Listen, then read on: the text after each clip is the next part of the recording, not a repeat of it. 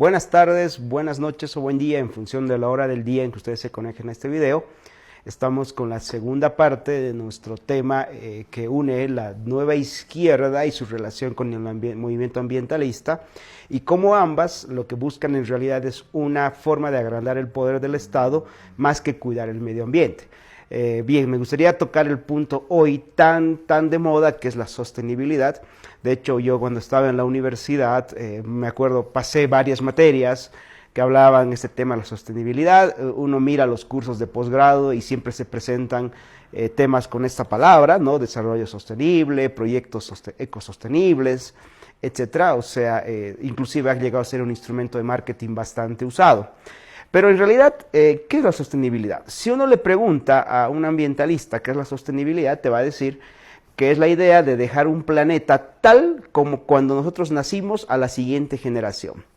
Pues el experto en este tema, el señor James Wanley, físico y doctor en ciencias naturales, dice que eso desde el punto de vista de la investigación científica y desde el punto de vista de la economía no es nada más que una quimera, una vil mentira. A ver, la acción del hombre en sociedad es mejorar siempre su nivel de vida. Para eso necesitamos usar los talentos creativos que como seres humanos tenemos. Debemos recordar que la economía no es la ciencia que tenga que esperar algo por venir, sino más bien algo por hacer. O sea, los seres humanos siempre estamos descubriendo cosas a partir de nuestros talentos creativos. Entonces, si nosotros tenemos un recurso natural al cual se le encontró una utilidad que va a permitir que ese recurso natural, incorporado a nuestra habilidad de crear, se convierta en bienes y servicios que satisfagan a la humanidad, pues es imposible pedirle que se mantenga como estaba al principio. Se dan cuenta, no tendría sentido porque lo que estaríamos haciendo básicamente es no satisfacer las necesidades del público, de la gente, de la humanidad. Entonces, a nombre de la sostenibilidad, a nombre de esa quimera de la sostenibilidad, lo que se obliga a las empresas es a pagar o grandes impuestos o a cumplir grandes reglamentaciones o básicamente a que las familias más pobres vivan literalmente sobre minas de oro. Y en el caso de Bolivia particularmente, pero en el caso de América Latina, las normas de sostenibilidad han hecho de que las familias de más bajos recursos sean justamente las que no pueden cumplir estos requisitos.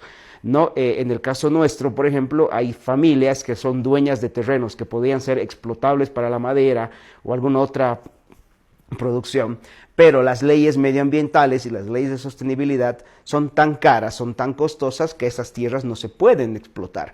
O las famosas tierras comunitarias de origen que también tienen una característica parecida, donde los comunarios de estas tierras no las pueden hipotecar, no pueden tener socios inversionistas, no las pueden vender. Entonces, si nosotros miramos, en el fondo lo que hace la izquierda es condenar a la gente a vivir con muchas necesidades económicas, con muchas apreturas materiales, y a la vez que ellos se satisfacen de usar esas personas como un objeto de museo, ¿no? Porque eso es lo que dice James Wanley. Todos los ambientalistas lo que quieren es desde las comunidades de su casa, desde la comunidad del uso de un iPhone, mirar a las tribus indígenas como un objeto de museo y sentirse bien porque esas tribus indígenas siguen siendo así y no puedan acceder al estilo de vida que ellos sí tienen. Entonces hay una doble moral muy peligrosa en los movimientos ambientalistas y sobre todo los movimientos que hablan de la sostenibilidad. Ahora bien, resulta de que James Wanley también, esto es en el punto de vista económico, en el punto de vista científico, James Wanley dice que básicamente la ciencia no podría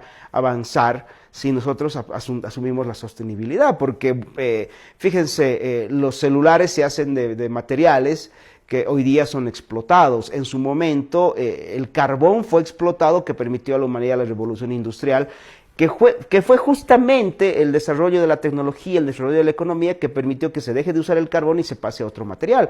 Lo mismo va a suceder eventualmente con los hidrocarburos.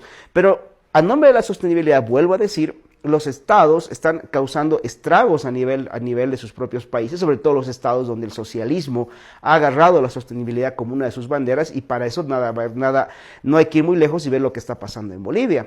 Bolivia es un país que entre comillas es ecoamigable, ecosostenible, etcétera, pero fíjense que hace un par de meses el señor Evo Morales firmó un decreto que autorizaba a nombre de la sostenibilidad el ampliar la frontera agrícola para dejar de consumir hidrocarburos, reducir el consumo de hidrocarburos e implementar el consumo de biodiesel. Pues bien, esa medida, ese decreto se salió de control y hoy tenemos 774.000 hectáreas quemadas, de bosque seco quemadas en la Amazonía boliviana, justamente porque esa era la zona donde se pensaba ampliar la frontera agrícola. Ahora, ¿por qué no se ha hablado mucho de Bolivia? Estamos a 25 de agosto y el tema que no, fíjense, llevamos 3 semanas de fuego en Bolivia aproximadamente, y no se ha hablado del tema hasta esta semana, y todos los blancos apuntaban al señor Bolsonaro, pues, y ahí lo vuelve a decir James Wanlis, ¿no? El problema es que la izquierda usa la sostenibilidad no como una preocupación real del medio ambiente, sino como un instrumento de ataque a cualquier gobierno que no se alinee a sus planteamientos. Y el caso del señor Bolsonaro es lo último que está pasando. Imagínense para la izquierda haber perdido el lugar donde nació el Foro de Sao Paulo, ¿no? Uno de los países más grandes de la región y una de las fuentes de financiamiento más grandes en sus planes de expansión por toda América Latina. Hoy lo pierden. Entonces al señor Bolsonaro había que atacarlo en algún momento de misógeno, en algún momento de homofóbico, y hoy, aprovechando la coyuntura de los desastres de la Amazonía, atacarlo de supuestamente ser un ecocida, un criminal con el medio ambiente, ¿no? De hecho, la exministra Mariana Silva, exministra de Lula da Silva, estuvo todos estos días acusando al presidente Bolsonaro de un irresponsable y de ser causante del peor desastre ecológico de la Amazonía, aunque estudios de la NASA han demostrado de que no es el peor incendio que se ha registrado en la Amazonía y que de hecho es un incendio con las magnitudes promedio de lo que se ha registrado en los últimos años. No estoy diciendo de que esté bien que se queme la Amazonía, lo que estoy diciendo es que no es de la magnitud que la izquierda lo ha planteado. Pero en el caso boliviano sí es el peor incendio que está enfrentando el país en los últimos 100 años. Es más, no se tiene registros de haber sufrido un desastre medioambiental como el que estamos sufriendo hoy. En teoría, bajo un gobierno que organizó 3 cumbres por la madre tierra que se realizaron en este país a mediados de la década pasada. Está en un país donde el presidente ha dicho el capitalismo o la madre tierra, y entonces él se ha declarado defensor de la madre tierra. En un país donde los ministros son todos salidos de las escuelas ecologistas, hoy estamos viviendo la peor tragedia medioambiental que se ha podido observar en el último tiempo en este país.